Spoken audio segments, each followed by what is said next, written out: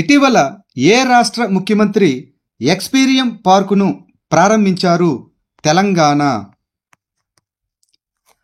హైదరాబాద్ యొక్క కొత్త land mark వచ్చి ఎక్స్పీరియం. 150 ఎకరాల విస్తీర్ణం మరియు ప్రకృతి, కళ మరియు సాహసాలను ఇది మిళితం చేస్తుంది.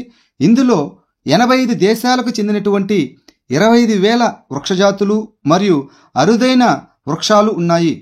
ఈ ఎక్స్పీరియంలో భారతదేశంలో అతిపెద్ద పబ్బు, మిచెలిన్ గ్రేడ్ రెస్టారెంటు మరియు మొదటి అక్వేరియం రెస్టారెంటు, అతిపెద్ద స్నో పార్కులు ఉన్నాయి. ఇది భారతదేశంలోనే మొట్టమొదటి మానవ నిర్మిత బీచ్. ఇటీవల మిస్సింగ్ లేడీస్ ఏ అవార్డు వేడుకలో ఉత్తమ అంతర్జాతీయ చిత్రం కోసం ఎంపికయింది? Japan Academy film award.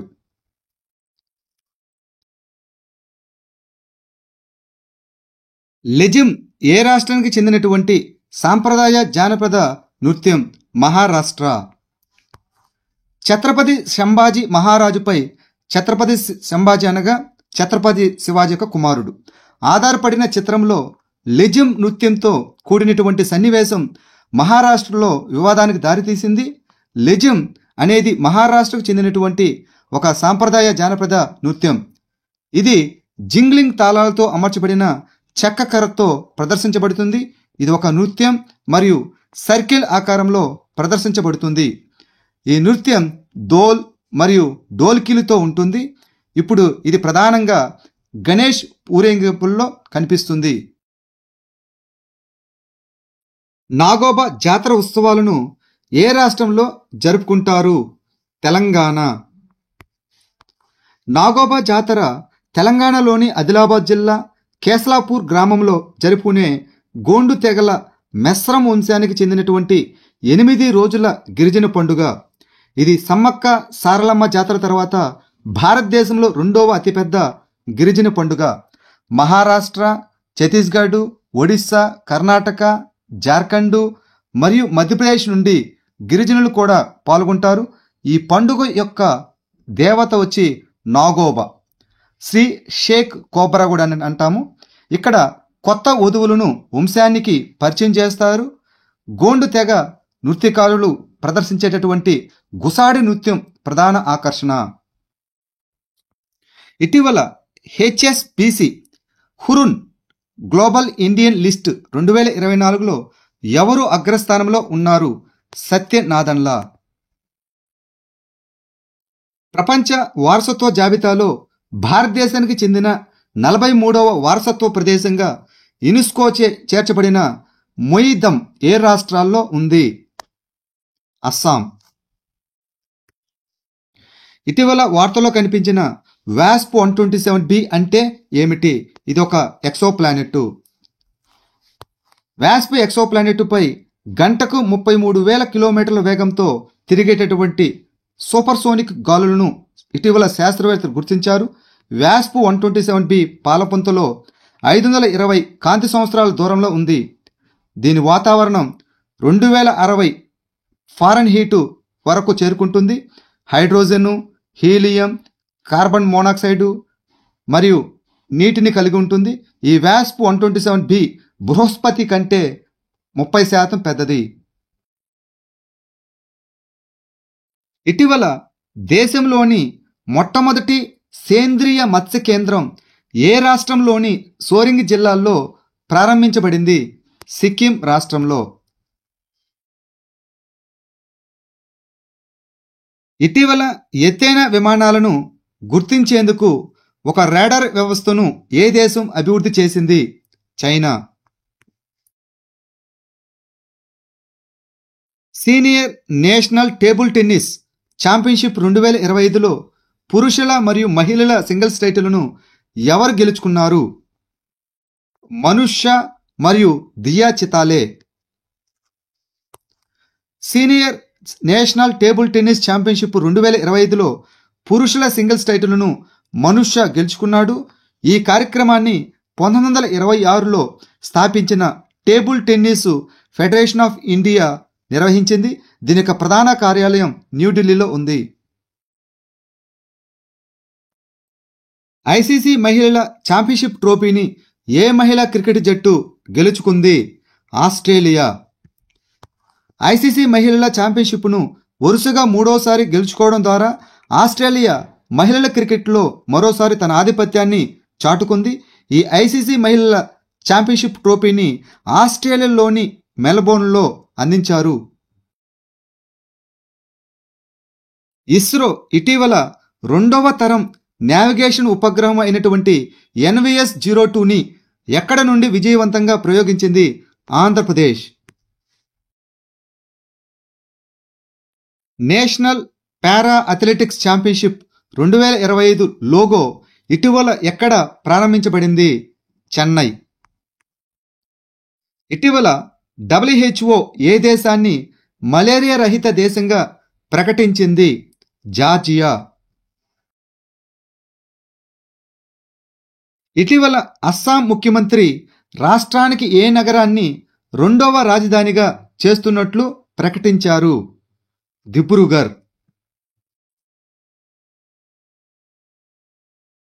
సిన్హు జానపద నృత్యంతో ఏ సంఘం అనుబంధించబడింది? హట్టి కమ్యూనిటీ. ఢిల్లీలో జరిగినటువంటి 76వ గణతంత్ర దినోత్సవం పెరేడ్కు హట్టి కమ్యూనిటీ యొక్క పురాతన జానపద నృత్యమైనటువంటి సిన్హు ఎంపికయ్యింది. ఈ సిన్హు సింహం ముసుగులతో కూడినటువంటి నృత్యం వన్యప్రాణుల సంరక్షణ మరియు పర్యావరణ పరిరక్షణకు ఇది ఒక ప్రతీక. హిమాచల్ ప్రదేశ్కు చెందిన 200 మంది కళాకారులు 45 నృత్య రూపాలతో కూడిన పెద్ద సాంస్కృతిక ప్రదర్శనలో భాగంగా జరిగినటువంటి కార్యక్రమంలో ఈ సిన్హు ప్రదర్శించారు. ఏ సంస్థ మెరుగైన ఆరిజిన్ సర్టిఫికేట్ 2.0 వ్యవస్థను ప్రారంభించింది? Directorate general of foreign trade DGFT. Directorate general of foreign trade DGFT ఎగుమతి ధృవీకరణను సులభతరం చేయడానికి మరియు వాణిజ్య సామర్థ్యాన్ని పెంచడానికి మెరుగైన ఆరిజిన్ సర్టిఫికేట్ 2.0 సిస్టమ్ను ప్రారంభించింది. గ్లోబల్ తిరుకురల్ కాన్ఫరెన్స్ వేదికగా ఏ నగరం ఉంది? న్యూఢిల్లీ. కేంద్ర సమాచార మరియు ప్రసార మరియు పార్లమెంటరీ వ్యవహారాల శాఖ సహాయ మంత్రి డాక్టర్ ఎల్ మురుగన్ న్యూఢిల్లీలో గ్లోబల్ తిరుకురల్ కాన్ఫరెన్స్ని ప్రకటించారు. తిరువల్లూర్ రచించినటువంటి తిరుకురుల్ నైతిక, పాలన, ప్రేమ మరియు ఆధ్యాత్మిక జ్ఞానాన్ని అందించేటటువంటి ఒక క్లాసిక్ తమిళ్ వచనం. తిరుకురల్ తమిళ సంస్కృతి మరియు జీవితంపై తీవ్ర ప్రభావం చూపింది. నాందప్ప టైగర్ రిజర్వ్ ఏ రాష్ట్రంలో ఉంది? అరుణాచల్ ప్రదేశ్. ఈ రిజర్వు మయన్మార్ సమీపంలోని చాంగ్లాంగ్ జిల్లాల్లో అరుణాచల్ ప్రదేశ్ కంబ్లాంగ్ వన్యప్రాణుల అభయారణ్యం సమీపంలో ఉంది. ఇది ఈశాన్య హిమాలయాల్లోని మిస్మి హిల్స్ మరియు పట్కై శ్రేణుల మధ్య ఉంది. వృక్ష సంపదలో ఉష్ణమండల సతత హరిత, ఉష్ణమండల తేమ ఆకురాల్చే అడవులు మరియు ఆల్పైన్ స్క్రబ్ అడవులు ఉన్నాయి. ఆఫ్రికా ఎనర్జీ సమ్మిట్ 2025కి ఏ దేశం ఆతిథ్యం ఇస్తున్నది? టాంజానియా. 2030 నాటికి 300 మిలియన్ల ఆఫ్రికన్లకు విద్యుత్తును అందించాలనే లక్ష్యంతో ప్రపంచ బ్యాంకు మరియు ఆఫ్రికన్ డెవలప్మెంట్ బ్యాంకు నేతృత్వంలోని మిషన్ 300 కింద ఈ శిఖరాగ్ర సమావేశం జరిగింది. ఆఫ్రికా యొక్క ఎనర్జీ అంతరాన్ని తగ్గించడం మరియు స్థిరమైన వృద్ధికి మద్దతు ఇవ్వడం కోసం ఈ శిఖరాగ్ర సమావేశం కీలక అడుగు వేసింది. M23 ఆర్ముడ్ గ్రూపు ఇటీవల వార్తల్లో కనిపించింది. ఇది ఏ దేశంలో పనిచేస్తున్నది? Democratic republic of Congo. ఈ M23 అనేది తూర్పు డెమోక్రటిక్ రిపబ్లిక్ ఆఫ్ కాంగో యొక్క ముఖ్యంగా నార్త్ క్యూ ప్రావిన్స్లో పనిచేస్తున్నటువంటి ఒక సాయుధ తిరుగుబాటు దళం. ఈ M23 ఇటీవలే మినోవా వంటి కీలక ప్రాంతాలను స్వాధీనం చేసుకుంది. ఈ డెమోక్రటిక్ రిపబ్లిక్ ఆఫ్ కాంగో యొక్క రాజధాని కిన్షాసా మరియు ఇది ఆఫ్రికా యొక్క 2వ పొడవైన నది అయినటువంటి కాంగో నది ఈ దేశం ద్వారా ప్రయాణించబడుతున్నది. పిఎంఎస్ఎస్వి పథకం యొక్క ప్రాథమిక లక్ష్యాలు ఏమిటి? ఓబీసీలు, ఈబీసీ మరియు డిఎన్టీ విద్యార్థులు. సామాజిక న్యాయం మరియు సాధికారత మంత్రిత్వ శాఖ 2025 గణతంత్ర దినోత్సవం సందర్భంగా 21 రాష్ట్రాల నుండి 400 మంది విద్యార్థులను సత్కరించింది. ఈ విద్యార్థులు వైబ్రెంట్ ఇండియా కోసం PM young achievers scholarship award scheme యొక్క లబ్ధిదారులు. ఇతర ఎన్నుకబడిన తరగతులు అనగా ఓబీసీలు మరియు ఈబీసీలు మరియు డినోటిఫైడ్ సంచార జాతులు అనగా డిఎన్టీ విద్యార్థులను విద్యాపరంగా, సామాజిక పరంగా మరియు ఆర్థికంగా సాధికారత కల్పించడమే ఈ పథకం యొక్క లక్ష్యం. ఈ విద్యార్థులను రిపబ్లిక్ డే పెరేడ్ 2025కి ప్రత్యేకంగా అతిథులుగా ఆహ్వానించారు. ఇటీవల ఎవరు జోహో అనే సాఫ్ట్వేర్ కంపెనీకి CEO అయ్యారు? శైలేష్ కుమార్ దావే.